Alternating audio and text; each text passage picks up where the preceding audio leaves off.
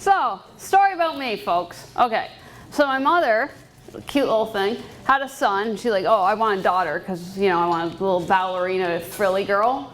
So 5 years after her son, she had me. Oh, she's in for a treat. Yeah, ballerina, I don't think so. She put me in ballet. I lasted a year. I'm like, Mom, I ain't doing this. That's 4. I'm like, I ain't doing this. Talk to the hand. So, whoa, it's dark.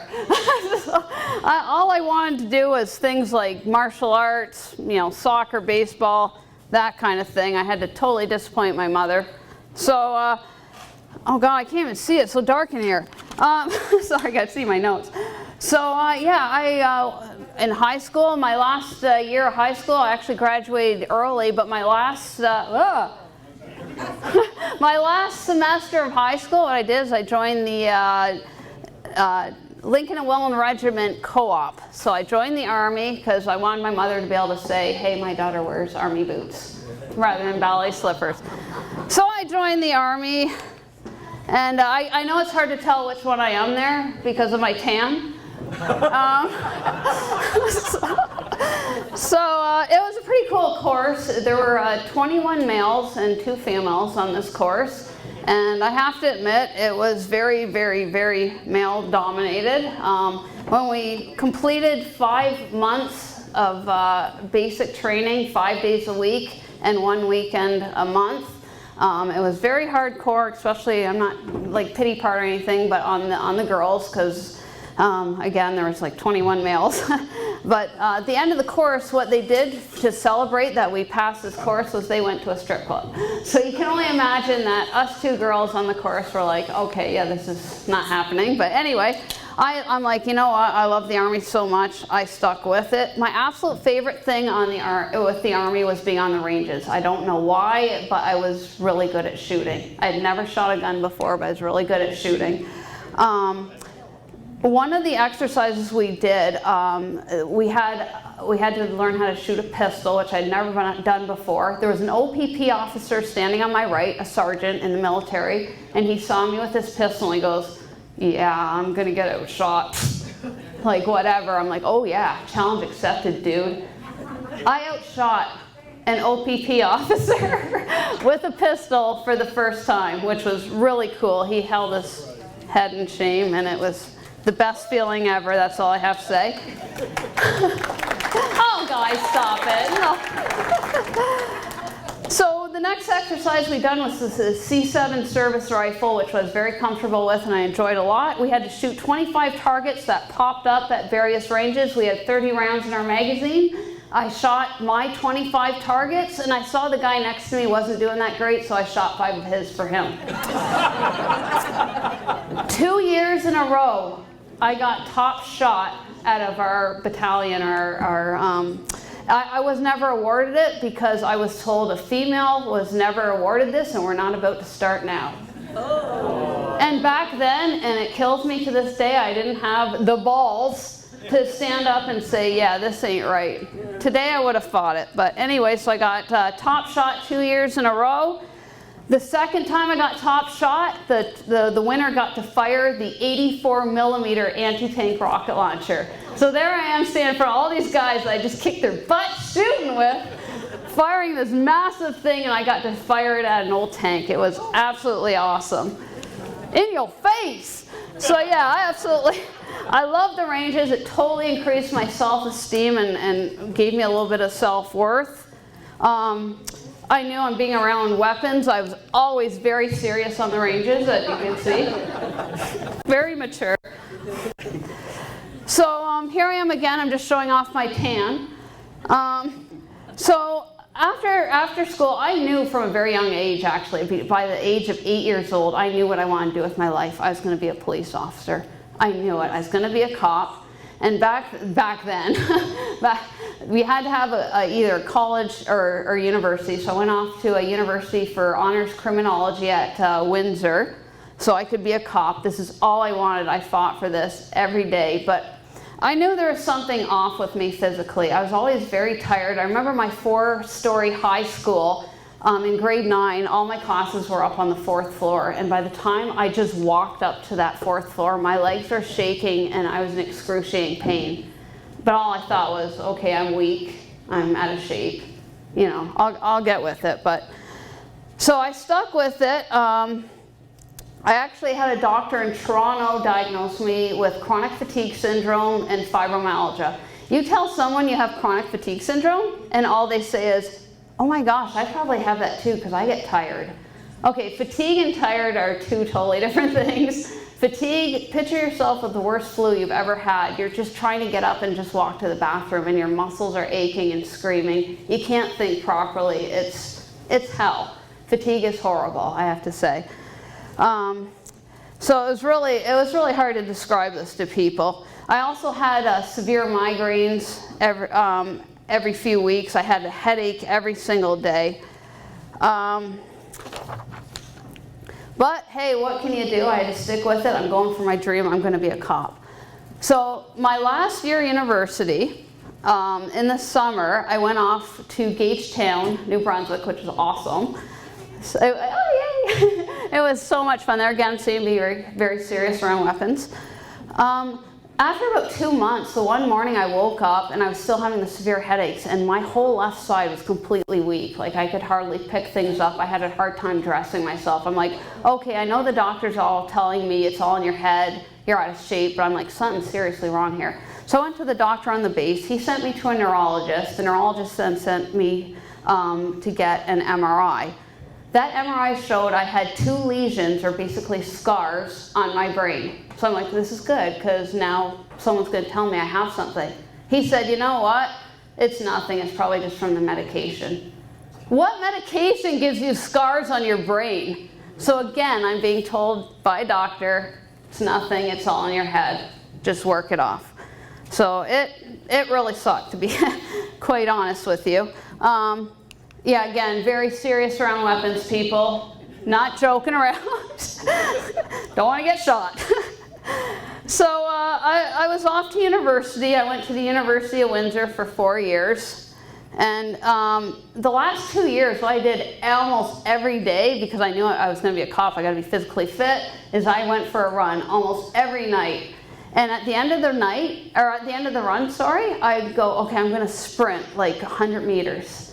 Halfway through that sprint, my legs not only were in excruciating pain, they seized up and I couldn't run. I could not physically move my legs. And of course, all these doctors telling me it's all in your head, you're out of shape. So I'm like, okay, just you gotta work harder, right?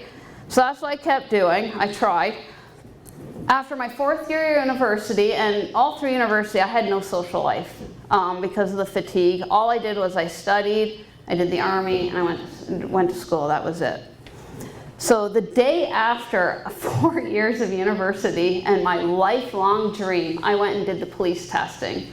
So in my little group, there were 2 females. I was the only girl that finished the actual obstacle course that was able to complete it. I just barely completed it. There's actually guys that failed it too. But then we had to do the shuttle run. Well, you can guess what I just said after all my runs. Halfway through the run, my legs seized up and stopped. And there I was standing in the middle of the auditorium and I knew it was all over. I just lost my lifelong dream of being a cop. I lost everything. I just wasted 4 years of university. It was over. And all they could do was say, get the hell off the floor. They just kept yelling to me. I could not move. After that, severe depression. I was sleeping 18 to 22 hours a day. Every night I went to bed, I hoped I didn't wake up in the morning. Because I just lost everything. I'm sick. I feel horrible, but it's all in my head. That's all I keep getting told, right? It was horrible. Then I saw, because I moved back home with my mother, I saw what this was doing to my mother. I'm not a parent. I can't imagine what this does to a parent. I can't imagine to see their kid go through this, right? So I'm like, this woman is amazing. I'm not going to do this to her. I gotta climb out of this hole. I can keep living. I can do this. So I wanted to stay with the Army because I loved it so much. So I switched over to 705 Communications Squadron in Hamilton. And the first thing they had me do, they had this old room with all this old equipment in it, and they're like, okay, you gotta clear this out and catalog things and blah, blah. I'm like, oh my God, this is equipment they used in the war. Like, this is serious stuff. This is amazing. So I'm like, we have this little tiny storage room. Why don't I take all this equipment and turn it into this little mini museum? So that's what they let me do that summer. And it was amazing. That's all I focused on, was putting together this little museum.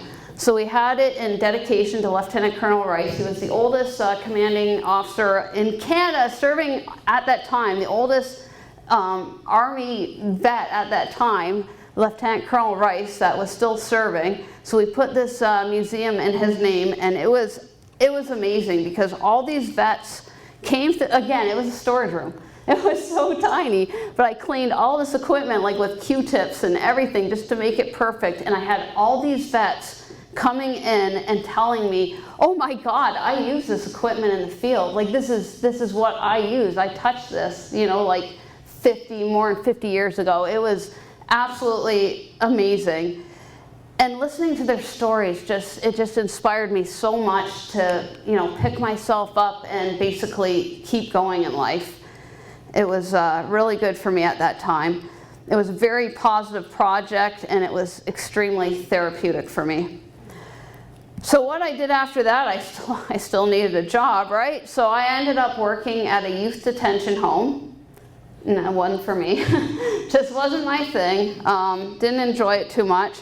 So I worked there, and then I went through a temp agency, and they got me a job with the city of Hamilton. Within a year, even though I had a 4-year university degree, I applied to over 150 jobs. I got nothing. Now, how many of them said, you're overqualified? Well, you know what? If I apply to a job to make jam and put jam in a can, I'm not overqualified. I want to do that job. I'll do anything. Like, just give it to me, right? I'm getting told you don't have experience, you're overqualified, you're underqualified. 150 jobs. It was just absolutely crazy. Going back to when I was a kid, my father said to me, this is so stupid, he goes, whatever you do, don't you ever look at these 2 books. And he points out 2 books on his in his bookshelf. Okay, you're going to tell that to like a 5-year-old? Of course, as soon as you walk in the room, I'm reading those books, right? Who wouldn't?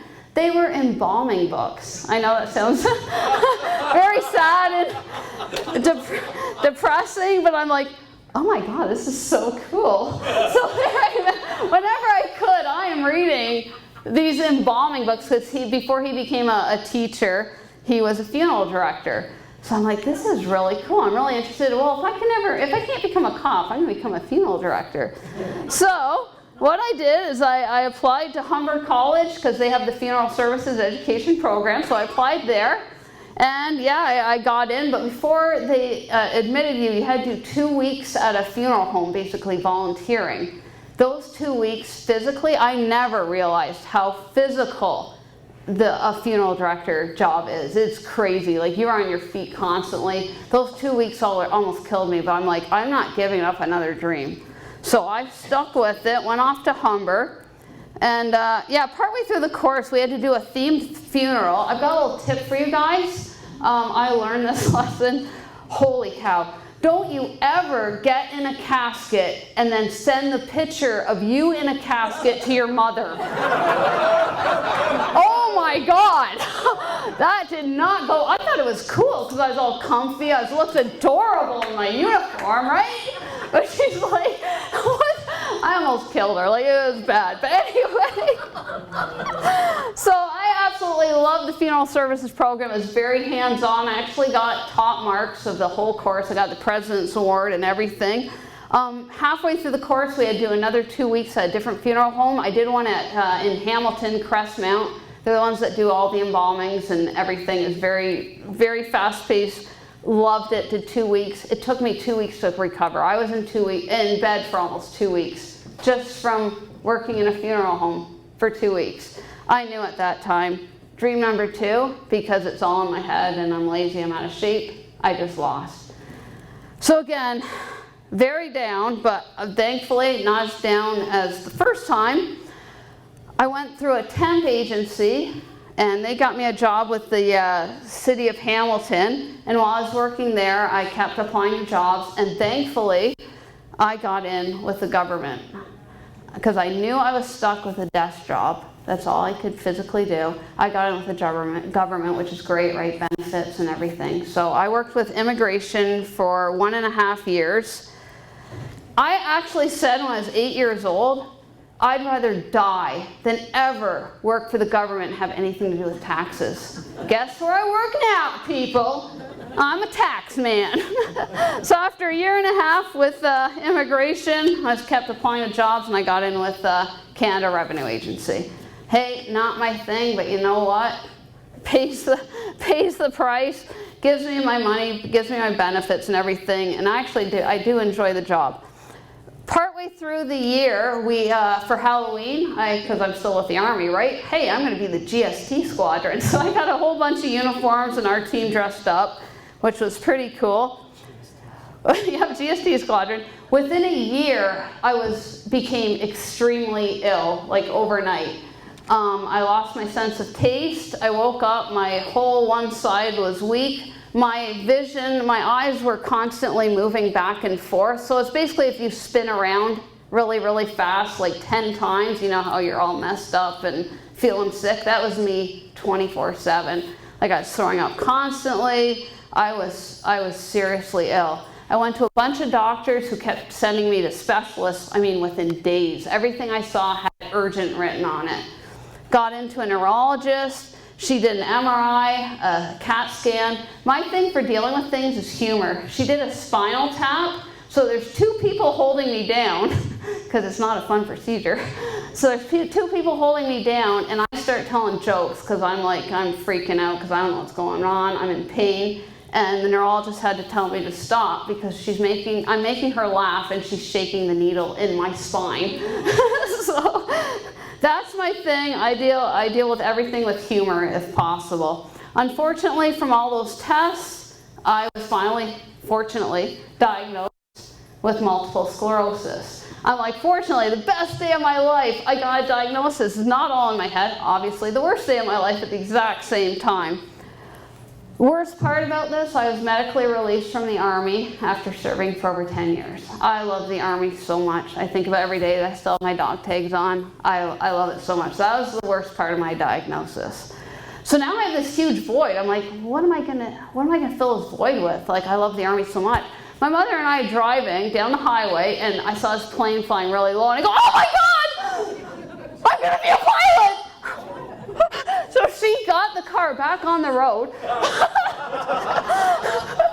She's like, all right. Like, she knows me. Like, I'm a whack job, so whatever I say I'm going to do, she knows I'm going to do, and doesn't matter. Next day, I phoned up St. Catherine. Oh, I'm sorry. Oh, I'm sorry. I'm talking too loud. I get excited. I get excited. You saw with the picture there. Sorry.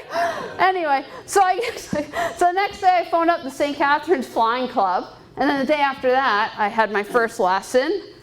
And yeah, I went up. You can all recognize the Piper Warrior. And yeah, I was so excited with that lesson. Like, I was crying the whole way home when I was driving home, because I'm like, yeah, this is it. This is what I don't want to do this as a career, but it's going to be fun. I want to do this as a hobby. The thing that bothered me the most is my instructor said to me, you know, there's a chance of bird strikes. I'm like, oh my God. I'm not going to hit a bird with my plane. Like, I love animals. I'll save anything. I am not hitting a bird. So I'm like, I'm coming up with a way not to hit a bird. So I came up with this. And I approached the manager of the flying club. He's like, yeah, that's not going to work. Something about visibility and, you know, parasitic drag, blah, blah, blah.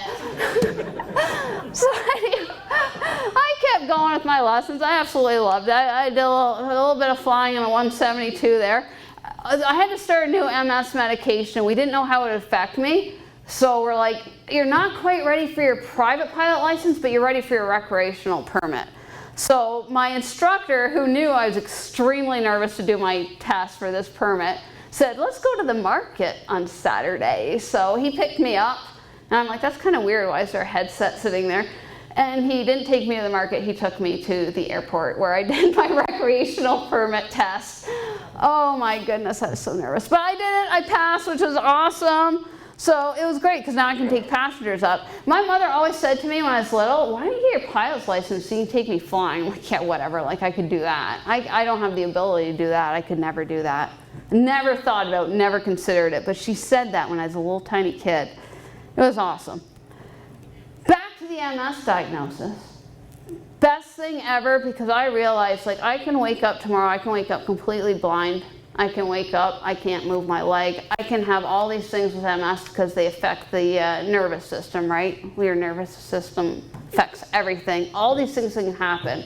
So I realized at that time that life was too short. And I used to be such an anxious person. Like, if I wanted to go into the store, I remember I was walking to the Avondale one day. I was so nervous, like I was shaking, I was sweating, just to go to a store. I'm like, what if someone talks to me? Oh my God. I was a complete anxious wreck. I'm like, am I gonna feel like this anymore? I'm gonna waste my time feeling fearful, scared, everything, when I don't know what's gonna happen tomorrow.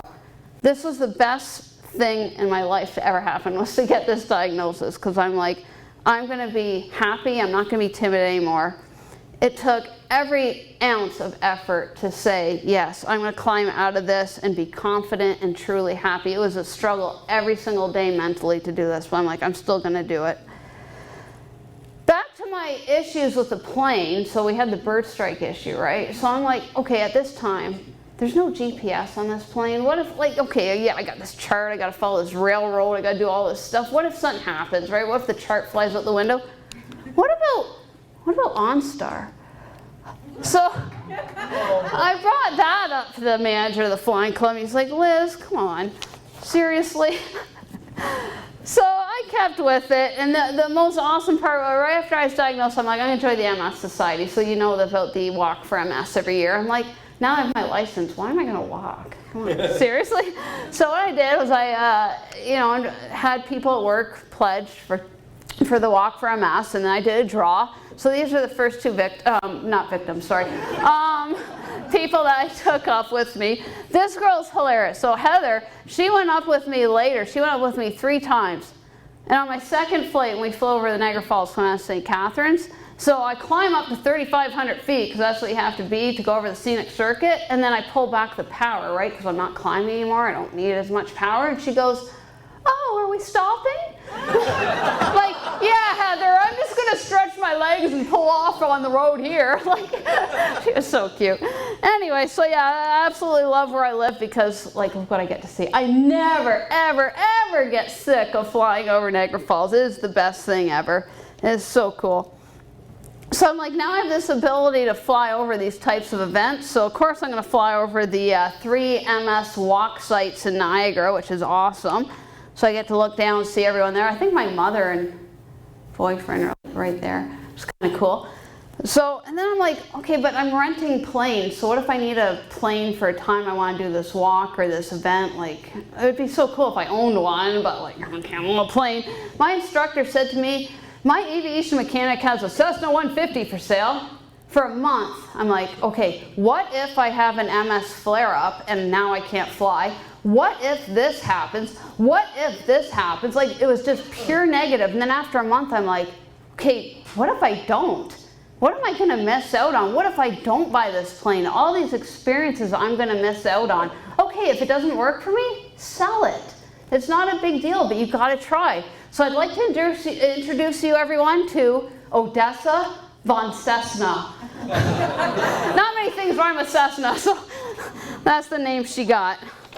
So, yeah, and that's also where I came up with the name. My pilot name is Lizzy McFly. That's what people around Niagara know me as. And absolutely love having my own plane, because I go to all these different flying events. First person to name this airport. Come on, people.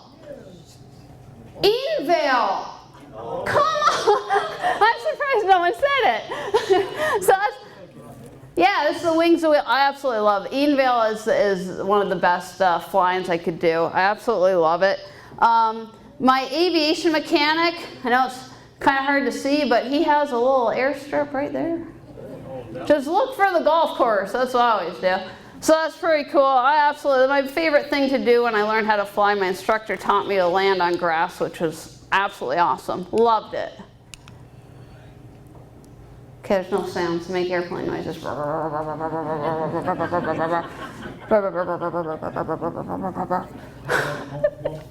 Bump, bump, bump. Look at it. Hey, who said crash? Stop it. Rattle, rattle. Yeah, that's about it. So all through my flight training, even just basic lessons flying straight level, I was extremely motion sick. I've never actually thrown up, but the nausea, I mean to the extreme where I'm like literally gagging. The first 5 months, every flight I did, I'm literally gagging the plane. I always had the little bag in my lap just in case. Never happened, thankfully.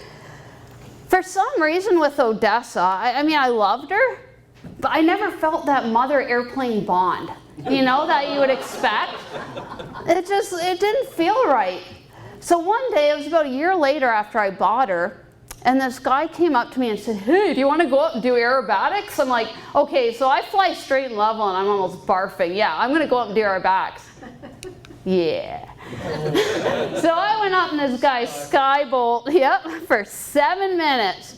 I'm screaming, gagging, screaming, gagging. It was the best 7 minutes of my life. I'm like, oh my God, I need an aerobatic airplane. But the thing I loved about Odessa was the side-by-side seating. I love when I take someone up to look over and see their face and just see their smile, right? But most aerobatic airplanes, there's tandem seating. Well, I learned there's such a thing called a Cessna 150 Aerobat. So I looked it up and I found 3 for sale in the States. One was in Florida, one was in California, one was in Pennsylvania. Not too far. Oh my God, look at this beautiful little thing. Isn't he cute? So I went down thinking, okay, US standards, as high as Canadian standards, you know, annuals, blah, blah, it's got to be fine. Went down, I bought them. Probably not the best idea at that moment, but so thankfully my flight instructor is a ferry pilot, so he came with me and was able to bring the plane back with me. The guy who sold me the plane actually said to me, you're going to need the full runway. Like, you've got full tanks, you got a heavier guy in the plane, you're going to need the full runway. Like, whatever. Just like when I was shooting, right? Yeah, you're going to get outshot. So here's me taking the whole runway. Airplane noises. Oh wait, let's look how much runway's left. Oh.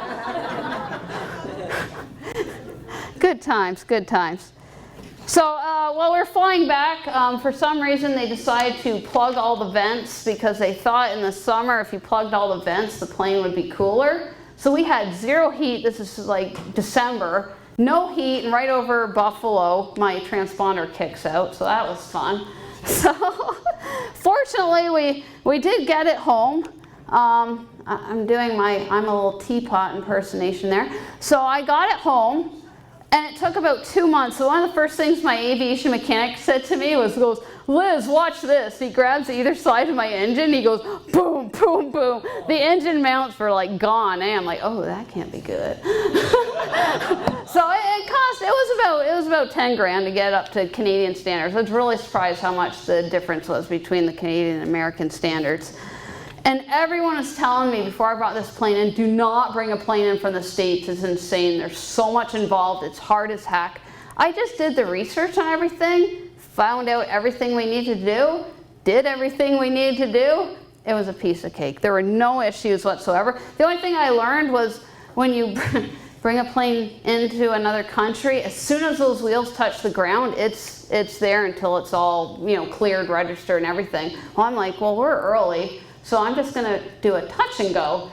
So I did a touch and go because I didn't see the immigration people there, the border people there, but apparently they were. So when I did finally land the second time, they're like, yeah, you weren't supposed to do that. I'm like, did you not see that turtle on the runway? So you want me to run over a turtle? Come on! So that's how I got away with doing a touch and go in my cute little plane. So of course you can see there the yucky, I still don't understand American registrations. Maybe someone can explain them to me. They're crazy. So I got to do a personalized registration. I thought, you know what, I work for Canada Revenue Agency. Let's look if it's available. F-tax was available. I'm like, yeah, I better not. So instead, I need to keep my job to pay for the plane. So I did G-Liz instead. And I also named my plane Victor with a Y.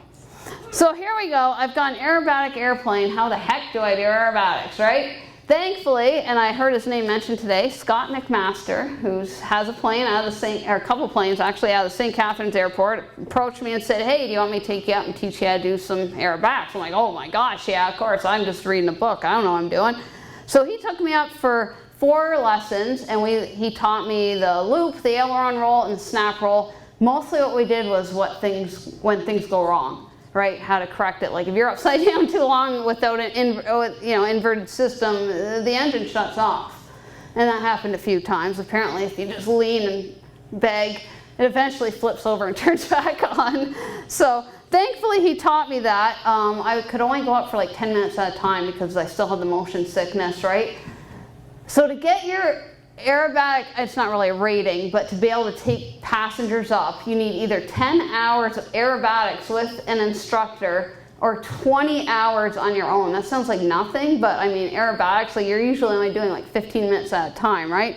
So it took me almost a year to get those 20 hours of aerobatics in, which was awesome because then I became the MS Walk mascot. Now the one walk in St. Catharines is right over Port Dalhousie, so I was able to go up before the walk started and do aerobatics for everyone who's warming up and ready to do this walk because I'm right over Lake Ontario, which was awesome. So I became their little mascot. For 2 years, I actually teamed up with NHL legend Marcel Dion, which is awesome. He did 2 events at his shop and restaurant, and I raised over $20,000 for the MS Society, which was incredible.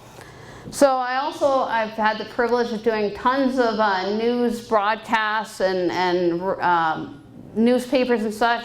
This is Kojikul recording me doing a loop and a roll. He didn't quite know where to go with the camera here. Oh, where's she going? Wait. Oh. So there's a loop. And then we go into an aileron roll.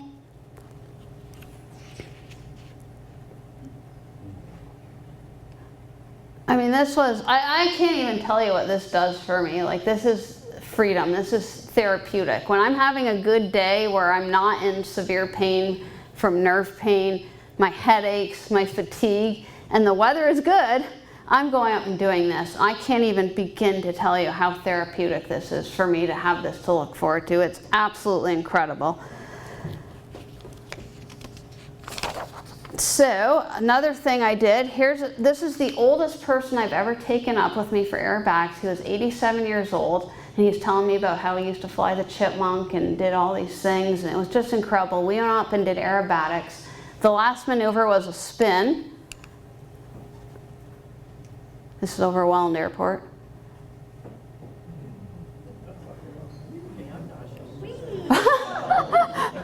Oh, and he's just giggling away. He was so tiny and frail, he actually slipped over, and now he's like pushed against me, and I had to like squish him back up into his seat, and he's just laughing the whole time. Unfortunately, a year later, he passed away, and I was in line to greet the family, and they went, "Oh my God, you're the pilot that just gave this man the best last year he could have had." That is all he talked about, was that flight he took with you.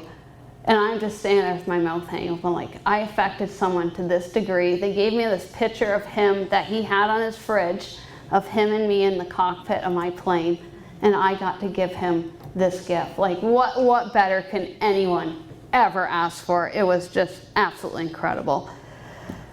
So I'm like, I'm going to keep up with this. I'm going to support all these different charities and such. What I do is I offer to fly over a charity golf tournament. We have tons of them in Niagara. So I'll fly over, do some aerobatics, and then offer a flight for their auction. On one of my flights, I won an air-to-air photo, so that was pretty cool. Got to go out and get some amazing pictures. I don't know if you heard this, but in Niagara, we have the Rankin Cancer Run. There are over 10,000 people that do this run every year, and they raise over $1 million every year. And I got to go out and fly over and take pictures. And it was hard because the first year my aunt and my mother's best friend, her sister, had just passed away from leukemia. So to go up and see all these people supporting that cause, I was bawling the entire flight.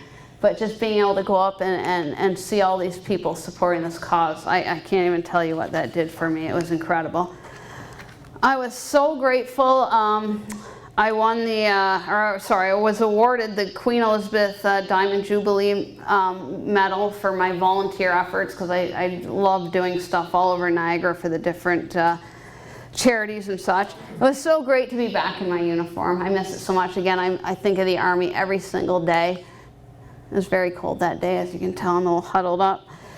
Then when I start getting down, like, oh God, why did I leave the Army? I could have stuck it out, or, you know, I start thinking that, and it's so depressing. I gotta remember, don't be sad that it's over, be glad that it happened. I have these amazing memories of this, all these events that I've done, all these experiences I have, because I didn't say, well, what if I wouldn't be good at it? What if I wouldn't enjoy it? I tried it, and I loved every minute of it, and I'm so grateful for those memories. Every day my MS symptoms vary. Unfortunately, over the last couple of years, I'm having more bad days than good days. Fatigue, again, is just horrible. Like, just trying to make it through the day because your muscles are so weak, your head, you got the brain fog and everything. I get tons of nerve pain. Like right now, it feels like my left hand is in a press, and my bones are being crushed, and the pain is just radiating up my arm. I have stuff like that every day. There's nothing I can do about it, so it's very hard to focus on the positive, but you gotta, because the negative are just, it's so easy, right, to just automatically go to the negative.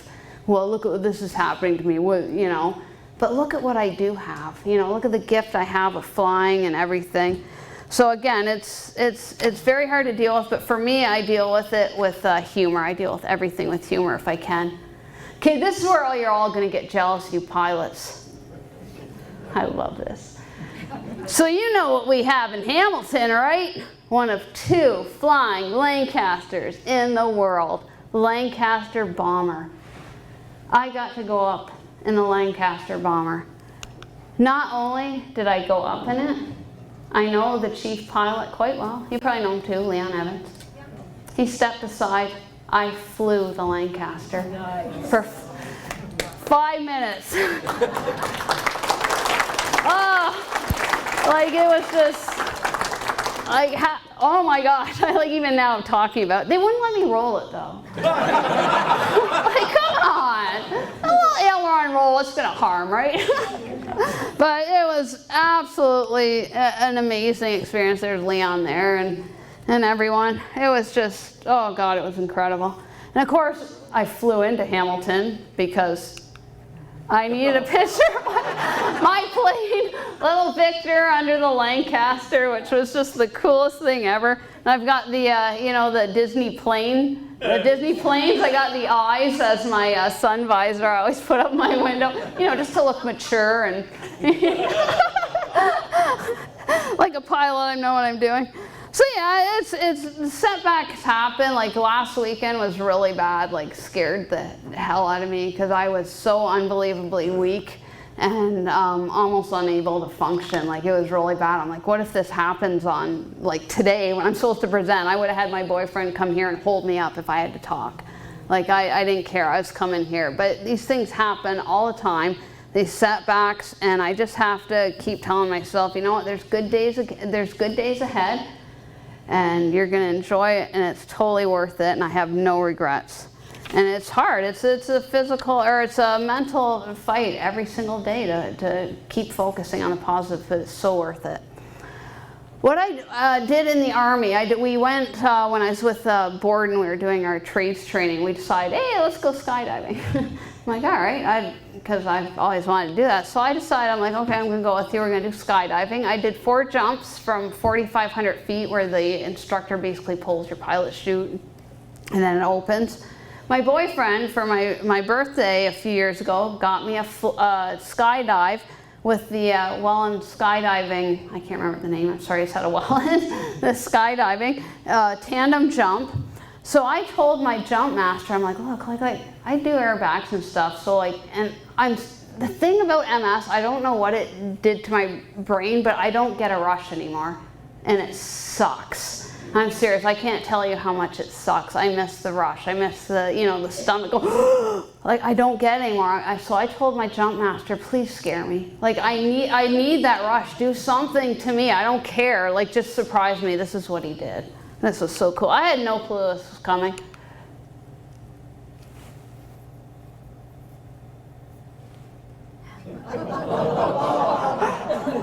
All I could think was, why did I just see the plane 3 times? There it is. There it is. There it is. That was so cool. Loved it. So then I went up again about a couple months later, and then he did this.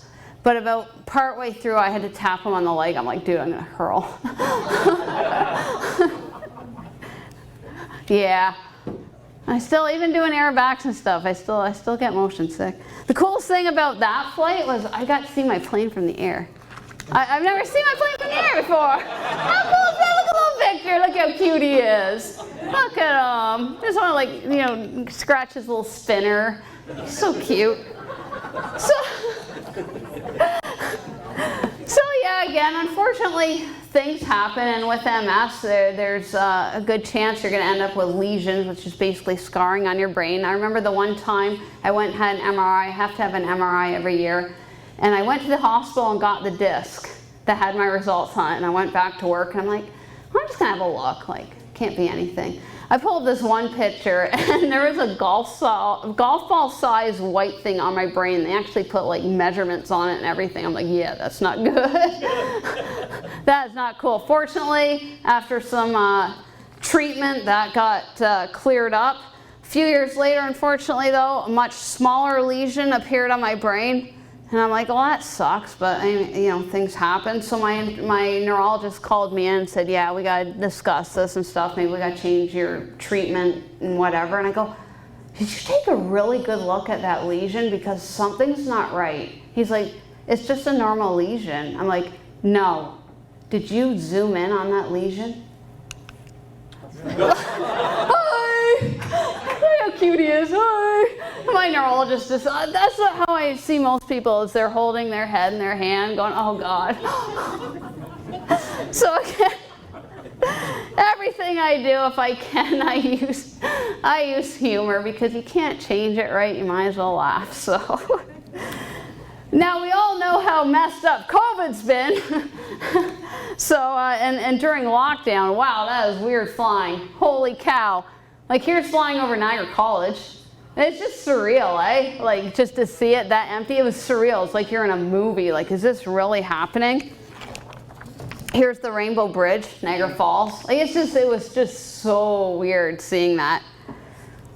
So unfortunately, when COVID started and they didn't have any vaccines or anything yet, my neurologist, like their group, called me up and said, look, because your blood results, because the medication I'm on, it lowers my immune system. So a normal immune system, your lymphocytes are supposed to be between 1.0 and 3.5. Mine are 0.4. So my neurologist team called me up and said, yeah, you know what, if you get COVID right now, you're not going to make it. So you can only imagine how much that scared me. So unfortunately, my poor boyfriend, who has to go to work every day, I'm fortunate enough to be able to work from home, has to be super, super careful, which I feel so bad about.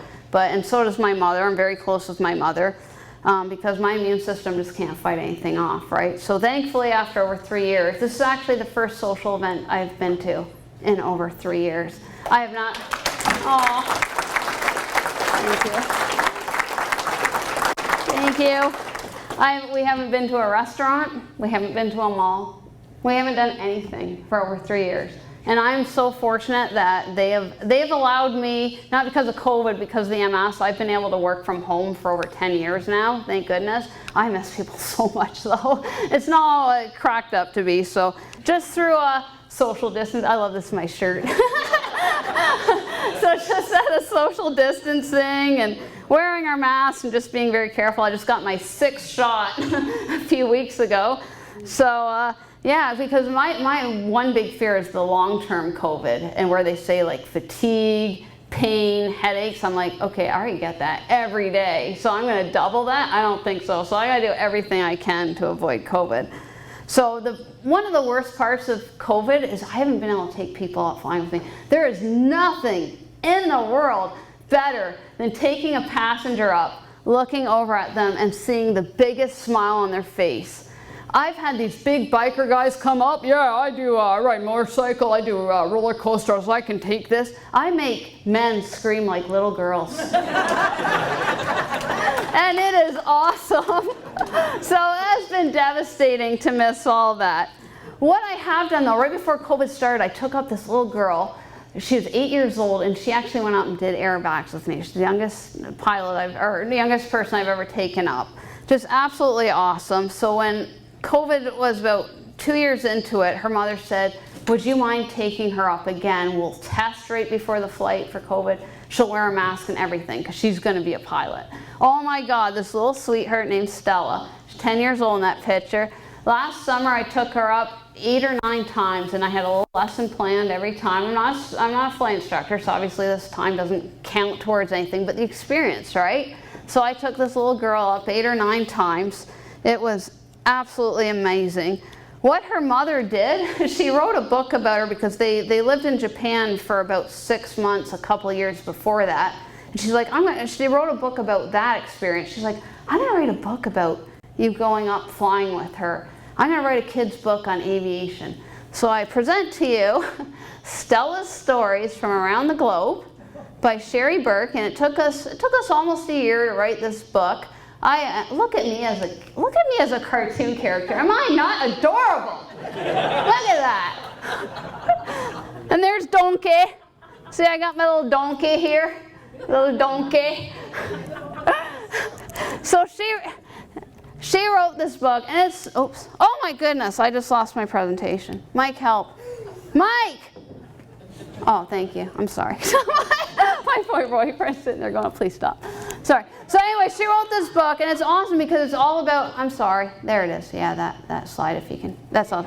So she wrote this awesome book, and I mean, like, it's really educational. Like, we talk about, like, the different parts of the airplane and what they do, what you need to look for, all the different gauges. Here's about reading, different weather situations, what the, minimums and everything are. It's a really educational book. I was so happy to write this with her. It also gets into some aerobatics, which is kind of cute.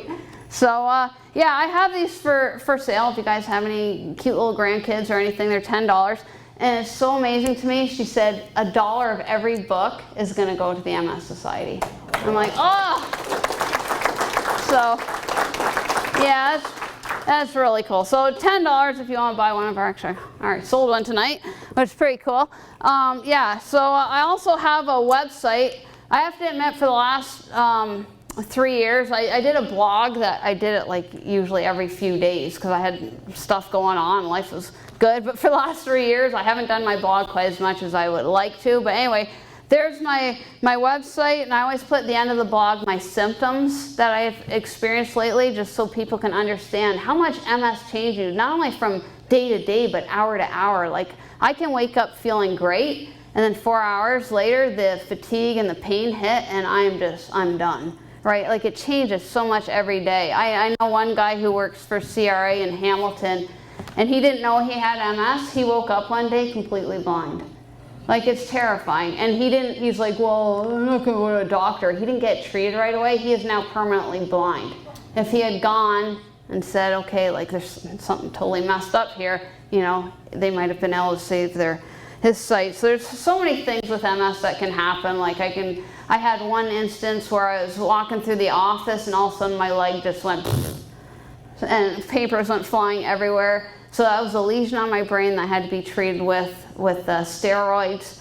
But fortunately, Transport Canada has been great working with me on this, so I'm still able to keep my license. So when you're under 40, you only have to go every 5 years for your medical, I believe it is. So they wanted me because I had MS. This was Dr. Pfaff. You may have heard of him, out of Toronto. He said, okay, you're gonna have to go get your medical every year because we want to make sure everything's good. And it was good that I had an MRI every year so they could physically see that things were good. But they worked with me. It was so great. They worked with me, and I was able to keep my license. And these things happen, and you know what? It's so easy just to start getting down and focusing on all the negatives, like, oh my God, this is happening, this is the worst thing ever. But what good does feeling bad for yourself and worrying do? It doesn't change anything, right? And it's so hard to, we gotta keep focusing on the positives. The worst case, if you say, you know what, I really want to do this, but if, okay, but what if it doesn't work? What if you're not good at it? At least you tried. You don't have to go through the rest of your life saying, shoot, what if I tried that? What if, that would have been good for me? At least now you know. You're never too old to learn something new or to try something new. And now I have no regrets. Like if my life has been amazing for the last, even though it sucks physically what I feel every day, but my life has been so amazing, and I have absolutely no regrets because I keep trying and I keep pushing, and it's worth it. So, in conclusion, despite all of this, oh God, I'm gonna get emotional. I have 4 beautiful daughters. So, oh, it's kind of cut off in the picture there. But, so there's Boo. Pinky has permanent bitch face. But she's really sweet. She's just miserable looking. That happens to us sometimes, right? So there's my eldest. She's 16 now. And my youngest, she's 13. That's little Abby. So that's great. So I don't have kids. People always say to me, you own a plane, you must be rich. I'm like, dude, you have 2 kids. You must be rich. Those things are expensive. Way more expensive than an airplane, right? Oh my gosh. Yeah, I get it all the time. So yeah, if that's pretty much it. If you guys, that's Abby. Aw. If you guys have any questions at all, like there's nothing too personal. Anything you want to ask, like personal, there's nothing too personal. Costs, medical stuff, anything. If you guys have any questions at all. I'm actually going to start, I think I'm going to start taking passengers up again this summer. I'll probably just have them wear masks, and if you feel sick, please don't come up with me, but I'm just so sick of this, so I got to start taking people up with me again, and it's just the best. And I've said to myself a few times, like, I'm not flying enough, why don't I just sell the plane? And then I go up and I'm like, oh my gosh, I am not selling my plane. I had tattooed on my lower back, my plane like that big. I mean, I love it so much. So yeah, that's my life in a nutshell. If you guys have any questions at all, seriously, for real. Yes? Does your mom or your boyfriend fly with you? My boyfriend, I won't point him out because I don't want to point him out, but he's right there. Yeah, he's a pilot as well. He built an RV-9A. So he goes up with me all the time. We fly all over the place. My mom, she will not, Bjarni has said to her when we've flown into Tilsonburg and he's been there at the restaurant, Jan, you have to go up and do aerobatics with her. And she's like, no way. I'm like, Mom, an astronaut is telling you to do aerobatics. You're going to do aerobatics. I can't even do a steep turn with her. Like if I'm going to turn in the circuit, I have to start like 8 miles out. But she flies with me a lot. She loves it. Yeah, so Mike goes up with me all the time. My mom goes up at least a few times a year. She loves it. Yeah.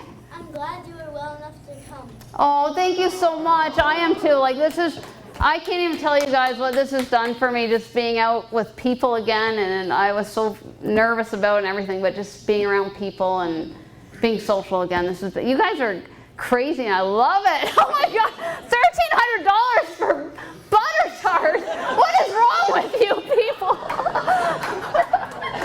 I love it. Oh, I need to retire so I can join you guys. You guys are the best. Oh my goodness. Yeah, any other questions? Anything, come on. Well, if that's it, I just want to thank you again so much for letting me, oh my gosh.